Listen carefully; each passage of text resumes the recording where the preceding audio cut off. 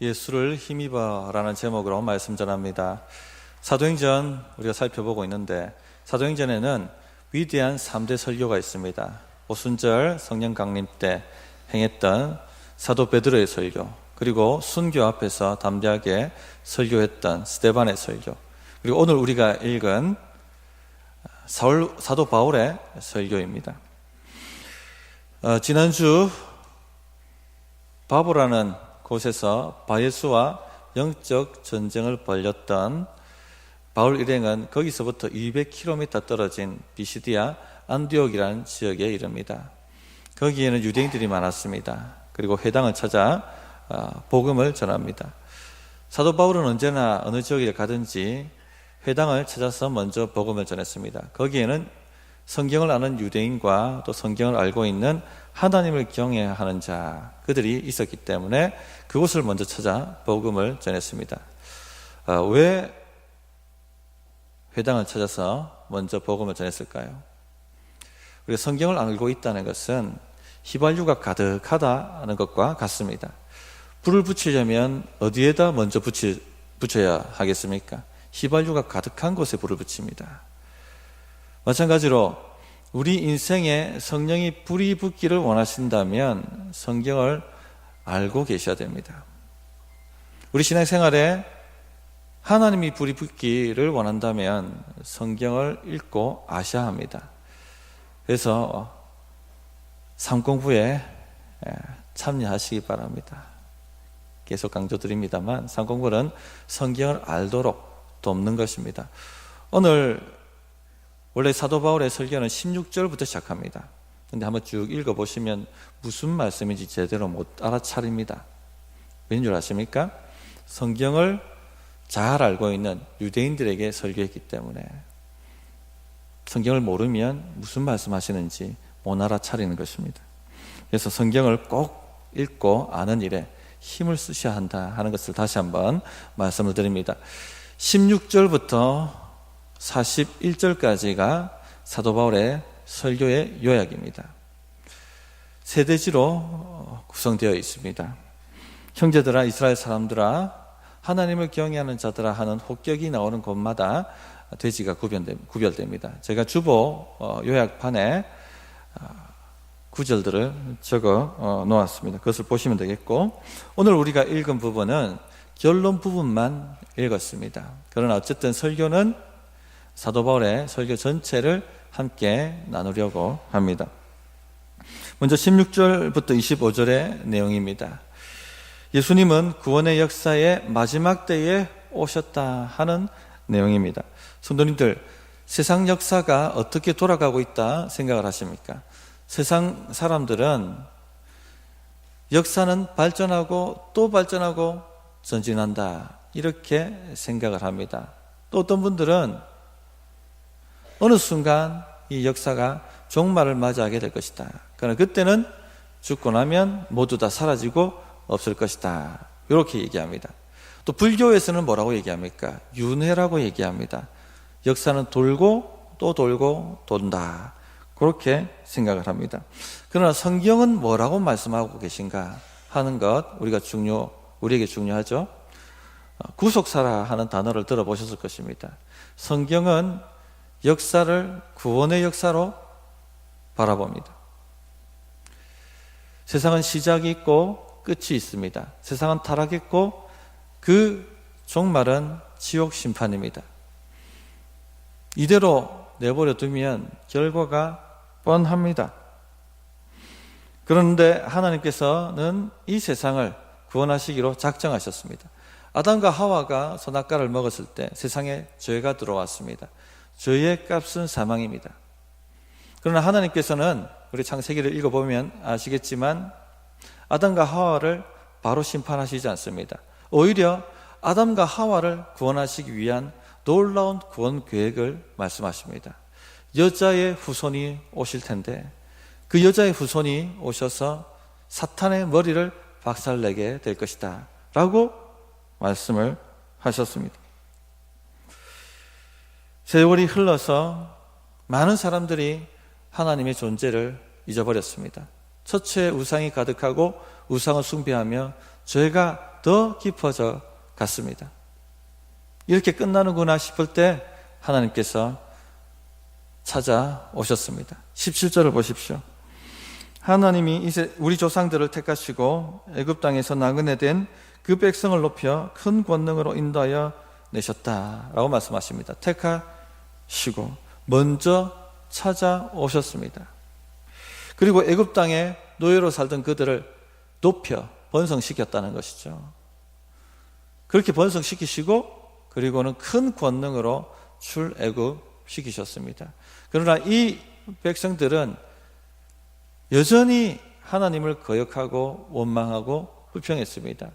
그래서 18절에 보면 하나님께서 광야에서 그들의 반역과 거역을 참으셨다라고 말씀하십니다. 그리고는 끝내 19절에 가나안의 7 족속을 멸하시고 말씀하신 약속의 땅으로 그들을 인도하여 들이셨습니다. 그러나 그들의 반역과 거역은 끝이지 않았습니다. 약속의 땅에 이르렀지만 여전히 우상 숭배하고 하나님의 말씀을 순종하지 아니하고 하나님의 뜻대로 가려고 하지 않았습니다. 그 결과 오히려 대적들의 능력이 강성해지고 이스라엘 백성들을 오히려 종으로 만들어서 착취하고 고통스럽게 만들었습니다. 완전히 망해야 되는데, 그러나 그때도 주님은 찾아오셔서 사사들을 보내시고 그 사사들을 통해서 백성들을 구원하시고 다시 하나님께로 돌리셨습니다.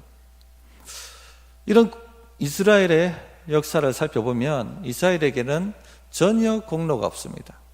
은혜를 받을 만한, 구원을 받을 만한, 복을 받을 만한 공로가 전혀 없다는 것입니다. 그들의 역사는 불순종의 역사고 거역의 역사고 원망과 불평의 역사였습니다. 그럼에도 불구하고 하나님께서는 그들의 반역에도 불구하고 그들의 거역에도 불구하고 계속해서 구원의 역사를 진행시켜 가셨습니다. 은혜로 그들을 택하시고 위기 때마다 모세와 사사들과 같은 지도자들을 보내셔서 그들을 건져 주셨습니다. 그러나 아직 오리라고 약속한 여자의 후손은 오시지 않으셨습니다. 그때 또 백성들이 하나님을 거역합니다. 열방과 같이 우리에게도 왕을 주소서. 하나님께서 사울 왕을 주셨습니다. 그러나 사울 왕은 하나님을 따라가는 왕이 아니었습니다. 오히려 하나님을 거역하고 구원 계획을 또 망쳐버리게 방해를 하고 말았습니다. 그러나 하나님께서 참으시고 사울 왕을 패하시고 다윗 왕을 세우셨습니다.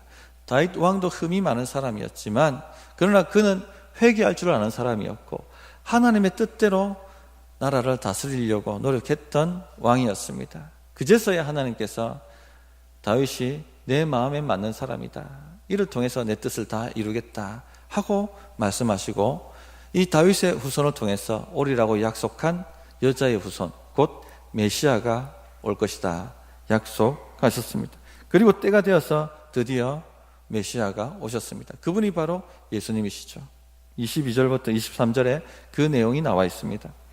패하시고 다윗을 왕으로 세우시고 증언하여 이르시되 내가 이새의 아들 다윗을 만나니 내 마음에 맞는 사람이라 내 뜻을 다 이루리라 하시더니 하나님이 약속하신 대로 이 사람의 후손에서 이스라엘을 위하여 구주를 세우셨으니 곧 예수라.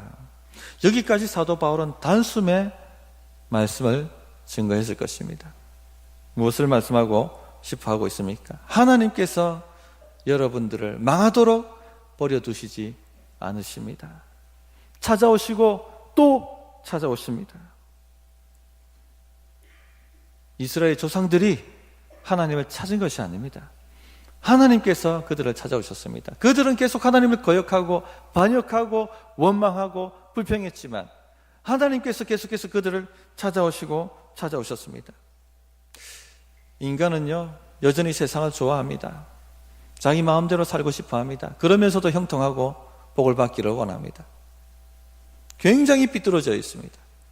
자기 마음대로 자기 하고 싶은 대로 살기를 원하지만 그러나 또 행복하고 잘 되기를 바라고 있습니다. 간섭받고 싶어 하지는 않지만 대접받고 싶어 합니다. 의무를 행하기를 원하지는 않지만 권리는 모두 챙기기를 원합니다.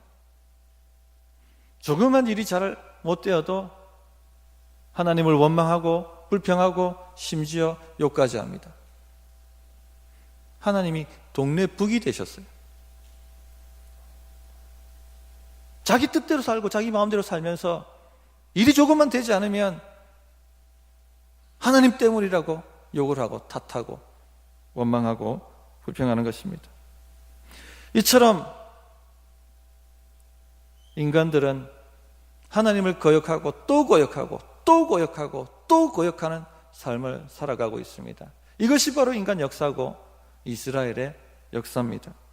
그럼에도 불구하고 하나님께서는 세상을 사랑하사 계속 찾아오시고 또 찾아오시고 손을 내미시고 계십니다. 그냥 망하도록 버려두시면 될 텐데 또 찾아오시고 또 찾아오시고 손을 내미시는 것입니다. 그 정점이 바로 예수 그리스도의 오심입니다. 주님이 오셨다는 것은 구원 역사의 마지막 때가 되었다는 것을 의미합니다. 역사의 정점에 예수님이 오셨습니다. 오리라 약속하신 여자의 후손이 오셨습니다. 예수님은 대접받기 위하여 오신 것이 아니라 우리를 위하여 대신하여 십자가에 죽으시기 위하여 오셨습니다.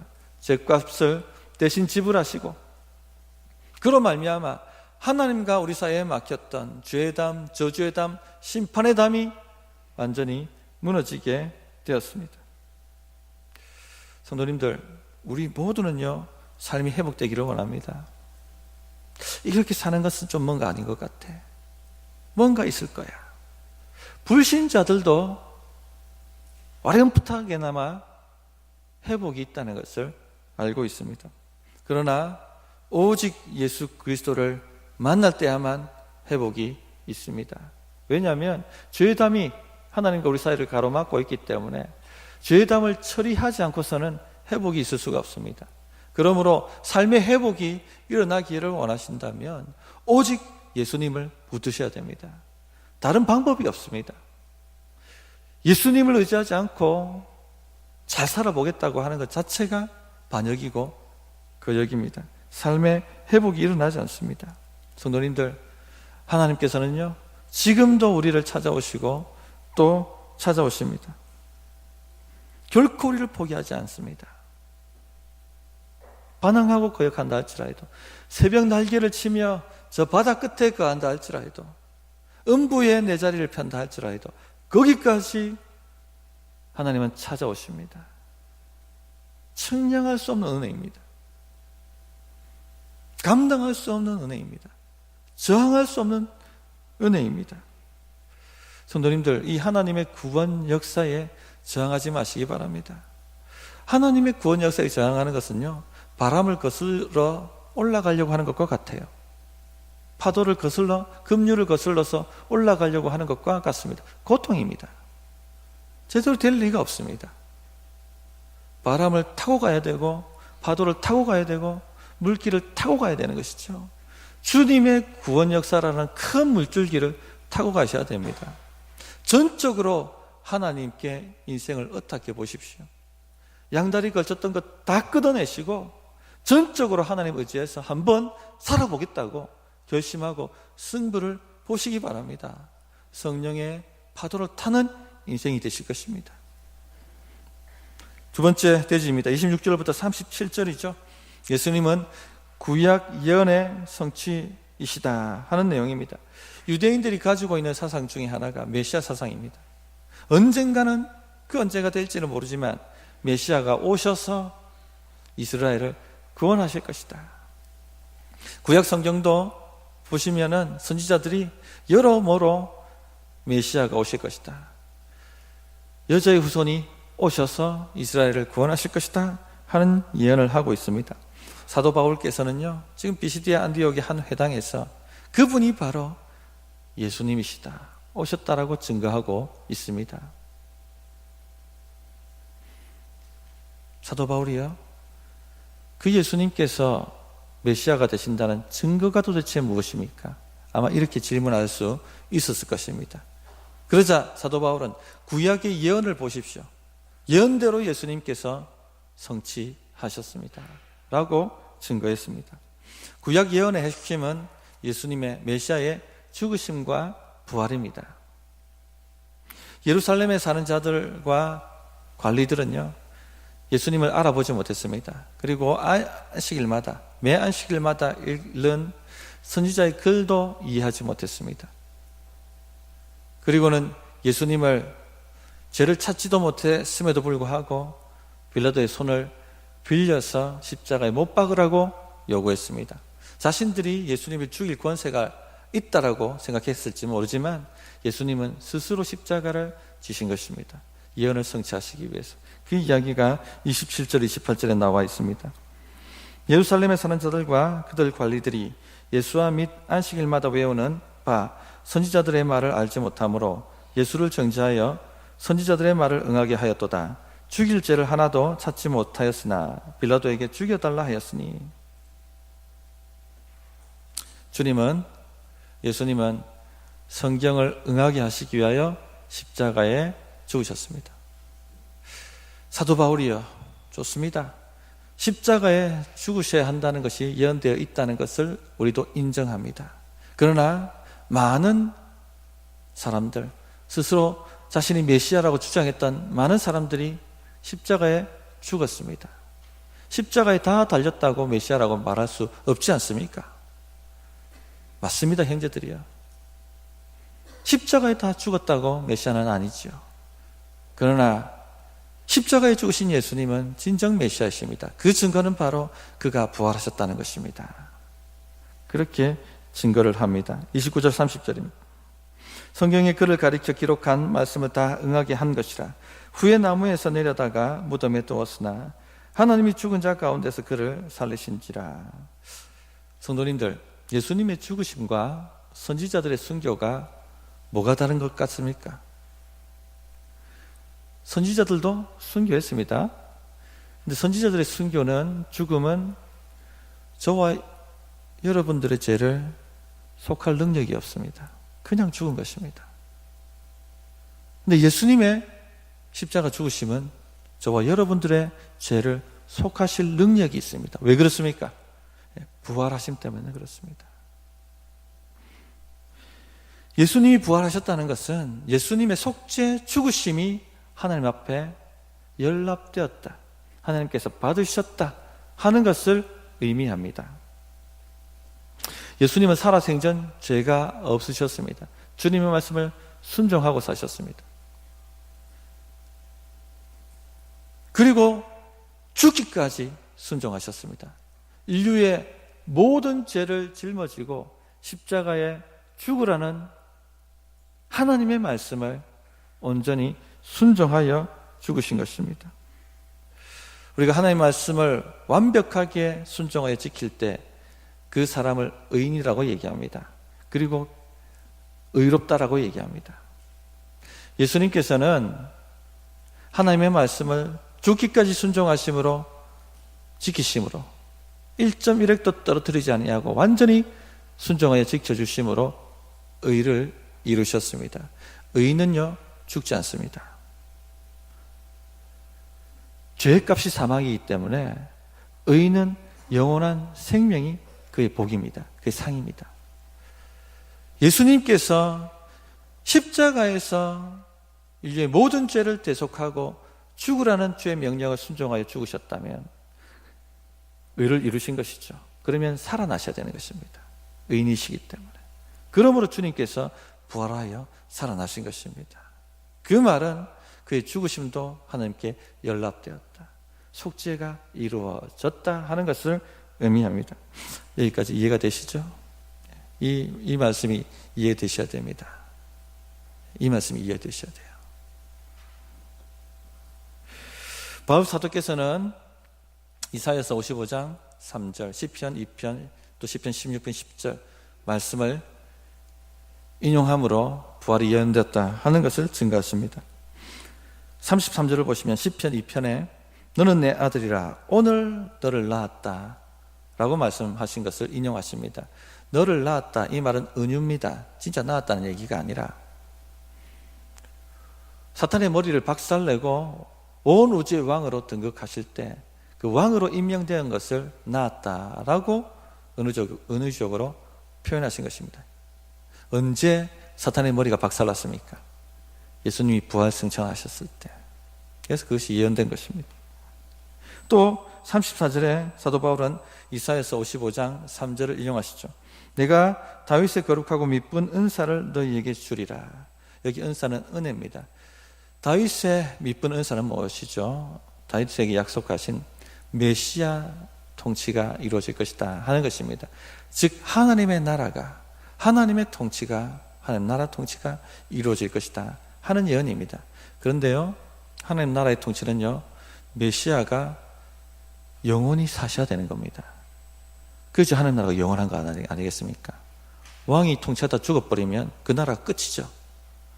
그래서 썩음을 당치 않아야 된다 하는 말씀이 곧 따라서 인용되어 나옵니다. 35절 보십시오. 시편 16편 인용합니다. 주의 거룩한 자, 메시아죠, 썩음을 당하지 않게 하시리라. 이처럼 주의 부활이 예언되어 있다 하는 것을 증거로 제시합니다. 세상은요, 위대한 지도자가 나오기를 고대합니다. 그들을 구원자로 여깁니다. 지금 우리가 선거철입니다만 위대한 지도자가 나와서 정치 문제, 경제 문제, 안보 문제, 생활의 질을 높이는 문제, 문화의 질을 높이는 문제 해결해 주기를 바랍니다. 그런데요, 인간 지도자들은 결코 궁극적 구원을 이루는 메시아가 될 수 없습니다. 왜 그렇습니까? 썩음을 당하기 때문에. 썩음을 당하기 때문에.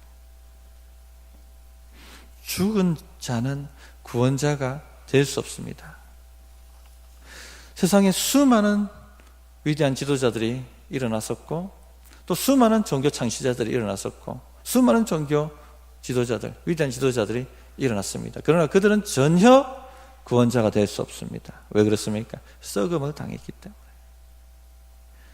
메시아는 썩음을 당치 않으셔야만 합니다. 즉 죽은 자 가운데서 부활하셔야 하는 것이죠. 예수 그리스도 외에는 부활하신 분이 없습니다. 위대한 지도자들을 따르는 사람들은요, 그들이 죽고 난 사후에 무덤을 치장합니다. 화려하게 꾸밉니다. 성지라고 말하고 순례하게 만듭니다. 그러나 예수님은 무덤이 없습니다. 그 무덤이 어디에 존재하는지 알지도 못합니다. 왜냐하면요, 부활하셨기 때문에. 오직 하나님과 사람 사이에 막힌 죄의 담장, 저주의 담장, 심판의 담장을 무너뜨려 주실 수 있는 분은 예수 그리스도 외에는 없습니다. 그 다음 결론입니다. 38절부터 41절, 우리가 읽었던 오늘 본문이죠. 38절부터 39절을 한번 같이 읽겠습니다. 중요한 구절입니다. 함께 읽겠습니다. 시작.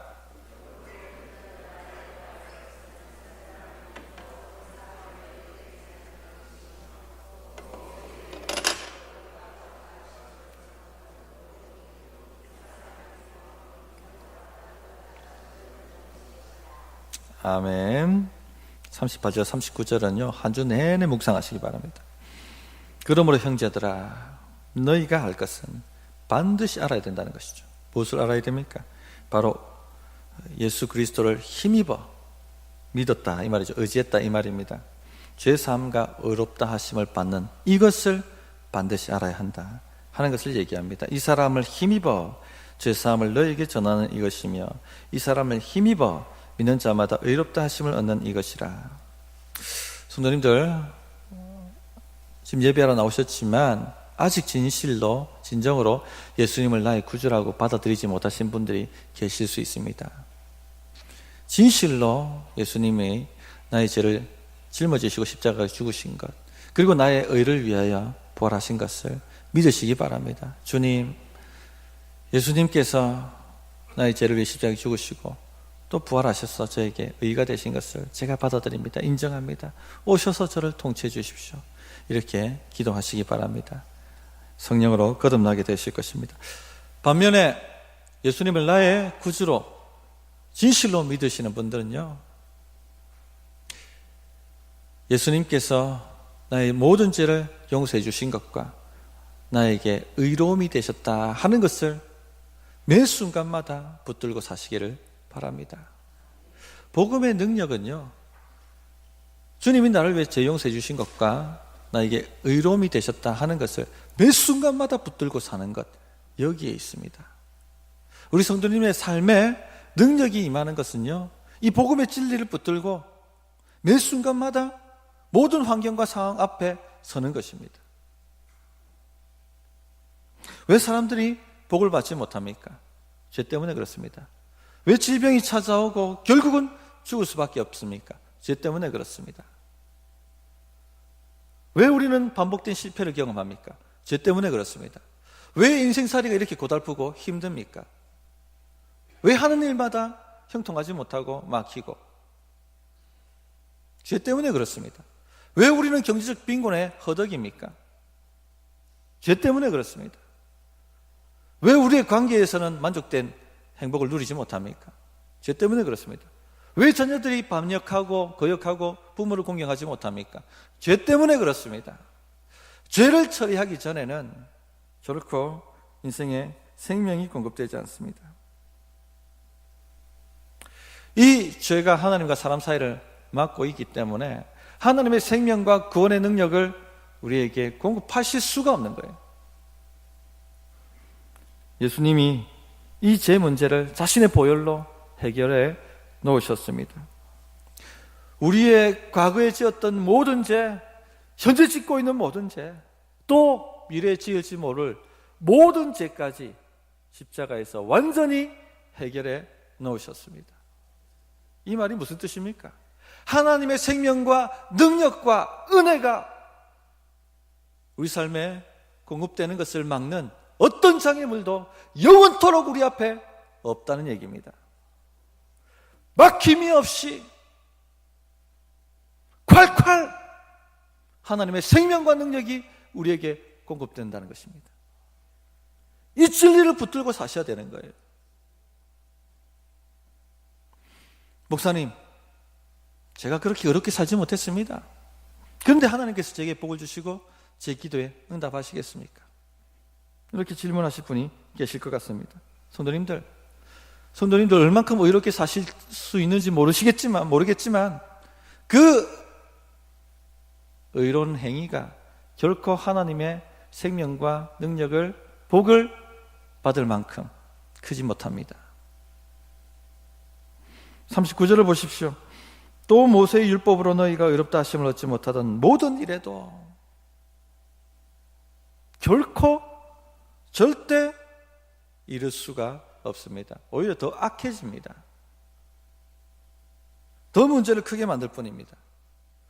유대인들의 오류가 바로 이것입니다. 모세 율법을 잘 지킨다고 자기는 믿었고, 잘 지킬 수 있다라고 믿었고, 선한 일 많이 하고 율법의 세세적 규정들을 하나하나 꼼꼼하게 체크해서 지키고 있기 때문에 하나님의 생명이 나에게 공급되고 하나님의 복이 나에게 공급된다, 그렇게 생각했습니다. 세상의 모든 종교가 그렇게 말합니다. 그러나 결코 그렇지 않습니다. 우리의 의로운 행위를 믿어서 되는 것이 아니라 오직 예수의 피를 믿음으로 말미암아 능력을, 복을, 구원을 얻게 되는 것입니다. 하나님은 우리를 위하십니다. 왜 우리를 위하십니까? 우리의 의로운 행위 때문에, 천만의 말씀요, 우리가 예수의 피를 붙들고 믿고 있기 때문에 그렇습니다. 6월절 주님의 심판의 천사들이 이집트의 모든 장자들을 심판할 때 착하게 살았던 사람들, 그들이 심판을 넘어가고 구원받는 복을 받았습니까? 아니면 착하게 살지 못했던 오직 어린 양 예수의 피를 의지해서 그 어린 양의 그 피에 힘입어 살았던 사람들이 심판을 넘어가고 구원받는 복을 받았습니까? 오직 예수의 피입니다. 예수의 피로, 그 피를 의지하여 홍해를 가르고, 예수의 피를 의지하여 광야에서 만나를 얻고, 예수의 피를 의지하여 반석에서 물을 얻고, 예수의 피를 의지하여 약속의 땅에 이르고, 예수의 피를 의지하여 대적들을 물리친 것입니다. 목사님, 그런데요, 저를 괴롭게 하는 대적들이 너무 많습니다. 심판받는 것 같습니다. 이래도 하나님께서 모든 죄의 담, 심판의 담을 무너뜨렸다라고 말씀하실 수가 있습니까? 또 이렇게 질문하실 분이 계실 것 같습니다. 로마서 8장 31절에 위대한 선언을 하시죠. 하나님이 우리를 위하시면 누가 우리를 대적하리요? 도대체 우리를 대적하는 것이 무엇이 있습니까? 누가 우리를 대적할 수 있단 말입니까? 예수의 피를 붙드시기 바랍니다. 질병이 여러분들을 대적하겠습니까? 경제적 빈곤이 여러분을 대적하겠습니까? 반복되는 실패가 여러분을 대적하겠습니까? 사람들의 비방과 조롱이 여러분을 대적하겠습니까? 결코 대적할 수 없습니다. 심지어 사망도 우리를 대적할 수가 없습니다. 하나님께서 우리를 위하시기 때문에 어떤 피조물도 심지어 죽음까지도 우리를 대적할 수 없다라고 말씀하셨습니다. 속히 사탄을 우리 발 앞에 상하게 하실 것입니다. 주의 피를 붙드세요. 목사님, 그런 말씀 마세요. 제 형편을 좀 보고 말씀하세요. 제 상황과 형편이 어떤지 좀 아십니까? 일은 꼬일 대로 꼬이고 마음에 낙심은 찾아오고, 그래도 하나님이 우리와 화목했다라고 말씀하실 수 있습니까? 끝까지 고집을 부리시고 질문하실 분이 계실 것 같습니다. 하나님의 성도님들, 환경과 상황을 믿지 마십시오. 환경과 상황은 언제든지 바뀝니다. 진리도 아니고 하나님도 아닙니다. 그런데 우리는 너무나도 성경 말씀보다 하나님보다 환경과 상황을 확실하게 믿어요. 구원의 확신보다 상황과 환경에 대한 확신이 더 커요. 그 믿음을 가지고 예수의 피를 믿으십시오. 제발 그 믿음을 가지고 예수의 피를 붙잡아 보십시오. 결코 정죄함이 없다라고 말씀하신 그 피를 한번 붙잡아 보십시오. 모든 것이 합력하여 선을 이루리라고 말씀하신 그 피를 한번 붙잡아 보십시오. 아들을 주신 이가 다른 모든 것을 은혜로 주시지 않겠느냐 라고 말씀하신 그 피를 한번 믿어봐 주시기 바랍니다. 그러면요, 능력이 올라옵니다. 능력이 샘솟습니다. 성령의 바람이 불어옵니다. 힘을 주시고, 견딜 힘을 주시고, 지혜를 주시고, 피할 길을 발견하게 하시고, 결국은요, 때가 되면 그 막혔던 모든 문제들, 환경들이 풀어지는 역사가 일어나게 될 것입니다. 그런데 저는요, 성도님들, 이 복음의 능력을 경험하지 못하는 근본적 문제가 있다고 생각합니다. 요즘 세상이 죄를 죄로 여기지 않습니다. 죄를 심상히 여깁니다. 죄가 심지어는 아니라고 얘기합니다. 절대적 진리는 없다. 내가 좋으면 좋은 것이다. 내가 좋으면 선한 것이다. 옳은 것이다. 이렇게 말하는 시대에 우리가 살아가고 있습니다. 간톡법이 폐지되었습니다.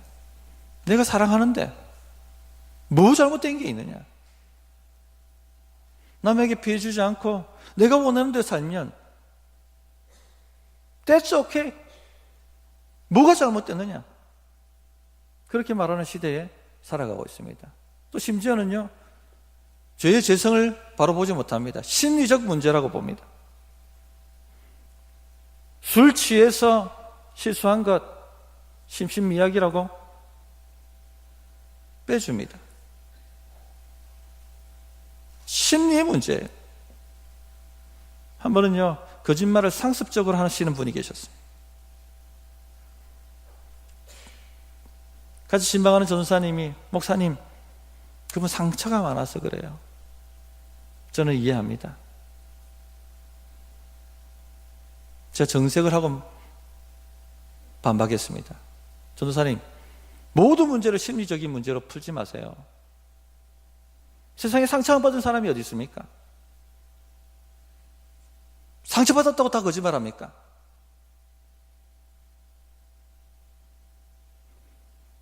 심리의 문제가 아니라 그분은 죄의 문제입니다. 그 죄 문제를 해결하기 전에는 결코 그런 삶에서 벗어날 수가 없습니다. 그분에 대한 처방은요, 상처 치유가 아니라 예수의 피가 그분의 처방입니다. 오직 죄를 고백하고 예수의 피를 붙들 때만 구원받을 수가 있게 될 것입니다. 이렇게 말씀드렸던 적이 있습니다. 죄에 대해서 심각하게 생각하지 않습니다. 그러니까 이 죄의 용서함과 의롭다 하심이 얼마나 크고 내 삶에 가장 귀하고 가장 필요한 것인지를 알지 못하는 거예요. 복음에 대한 감격이 있습니까? 주님이 십자가에서 나의 모든 죄, 과거, 현재, 미래의 죄까지 용서하셨다는 이 감격이 있습니까? 뿐만 아니라 모세 율법도 이루지 못했던 의로움을 나에게 주셨다는 이 감사가 있습니까? 이게 바로 주의 복음을 붙잡는 손이에요. 이런 감격과 감사가 있으면 그 인생은 됩니다. 승리합니다. 이길 자가 없습니다. 말씀을 정리하겠습니다. 2000년 전에 비시디아 안디옥의 어떤 회당에서 사도 바울이 목에 핏대를 세워가며 증거했던 말씀을 함께 나누었습니다. 우리의 거역에도 불구하고 하나님은 계속해서 우리를 찾아오십니다. 이 하나님의 사랑을 깨닫기를 바랍니다. 둘째, 예수님은 예언대로 오셨고 예언대로 죽으셨고 예언대로 부활하셨습니다. 예수님의 죽으심과 부활을 통하여 우린 죄 용서함을 받고 의롭다 하심을 얻게 되었습니다. 이 예수님을 꽉 붙들어 보십시오. 주님, 이 말씀은 제 말씀입니다. 오직 예수를 힘입어 제가 살아가겠습니다. 이 결단을 드려보십시오. 한 주에 승리하는 놀라운 역사가 일어나게 되실 줄 믿습니다. 어떻게 응답해야 될지 1분간 기도하겠습니다.